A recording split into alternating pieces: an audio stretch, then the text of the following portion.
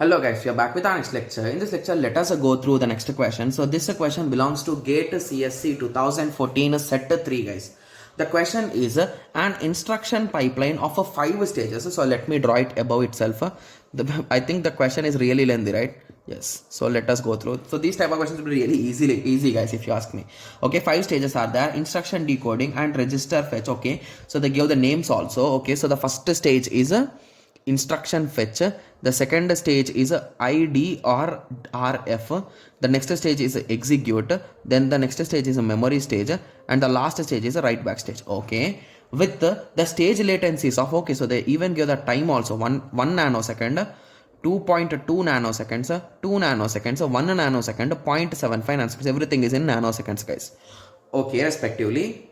Okay, n stands for nanoseconds. Okay, so to gain in terms of frequency, the designers have decided to split the DI or RF stage into 3 stages. Okay, so now I got an idea. So basically here, which is having maximum time guys, so this is having maximum time, right? So they basically divided that time into 3 parts. So they converted it into ID, okay, RF1, okay, RF2, okay, each of latency 2.2 by 3. Okay, so that even makes a sense. So they divided it by 3 guys, in simple words: 2.2 by 3, 2.2 by 3, 2.2 by 3. So let me take the calcium and let me just find out the value. That is a 2.2 divided by 3.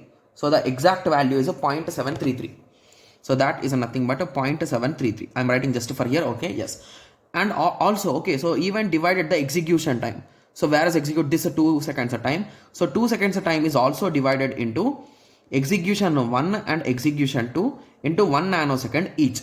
Okay, so the new design has a total of 8 stages, right? So 1, 2, 3, 4, 5, 6, 7, 8. Yes, it is having 8 stages. I'm rounding these numbers guys, because where is the number? Okay, 8 stages. Okay, yes, and this is a 5 stages, the initial diagram. Okay, yes.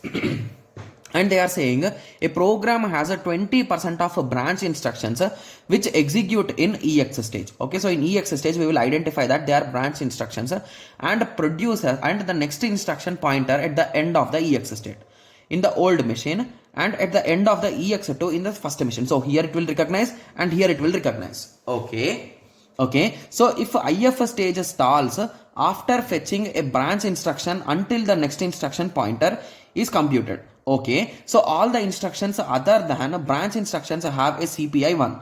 Okay, so they clearly give the normal instructions CPI is 1.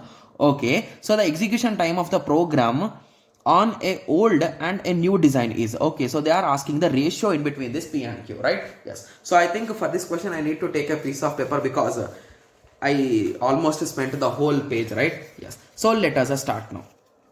Okay, so let us first try to solve with respect to the old design. So the old design value is a P, right? Yes. So let us write down the times. So the first is a 1, the second is a 2.2, the next is a 2, the next is a 1, and the next is a 0.7. So they did not give any kind of delays or any kind of other issues.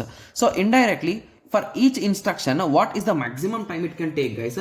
So the maximum time it can take is a 2.2, right? Yes. So we will also take that 2.2 only, right?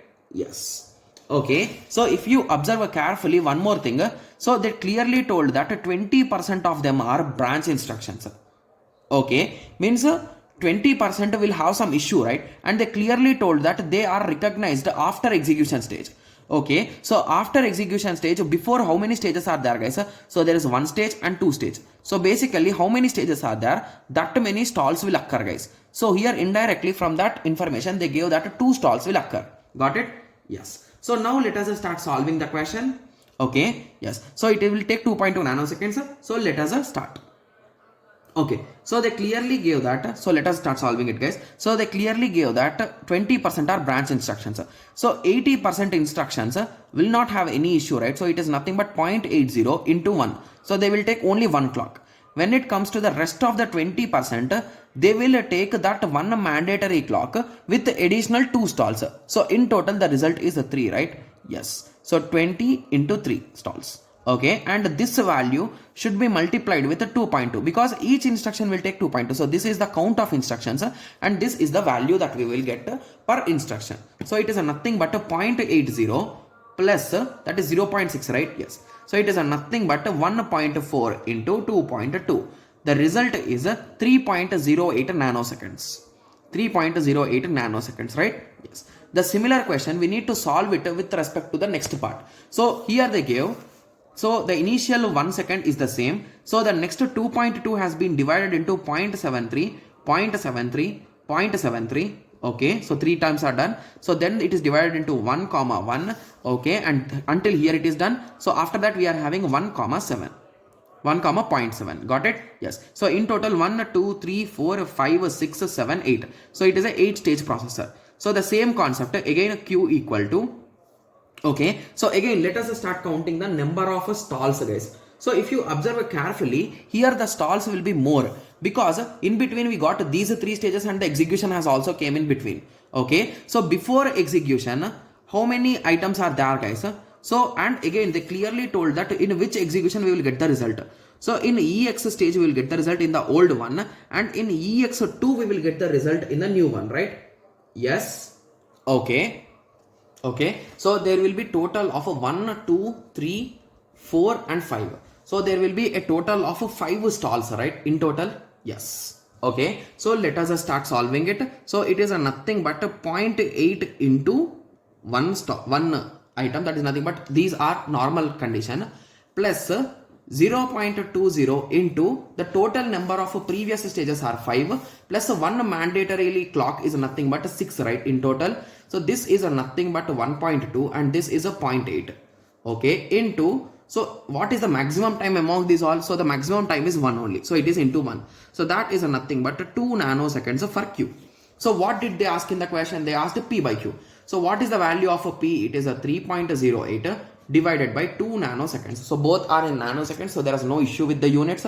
So 3.08 divided by 2 is nothing but 1.54, guys. Okay, so now you got an idea, right? So this is a quite easy question. So the only thing is he tried to confuse us as much as possible, guys. So by seeing the question, most students might have skipped this question at that time. Okay, yes. So now you got an idea, right? So whenever the question is a bit bigger, the concept will be really clearly explained, guys. Because if you observe, he could give these 2 diagrams and he could ask us to solve, but he gave the whole theory and he asked us to draw and analyze and solve the problem, right? Yes. So the original problem is this much only. Got it? Yes. So now you got an idea, right? Yes. So I hope everyone got a clear idea. So in the next lecture, let us continue with the next question. Thank you. Thanks for watching. Like, share and subscribe for more awesome videos like this. Thank you.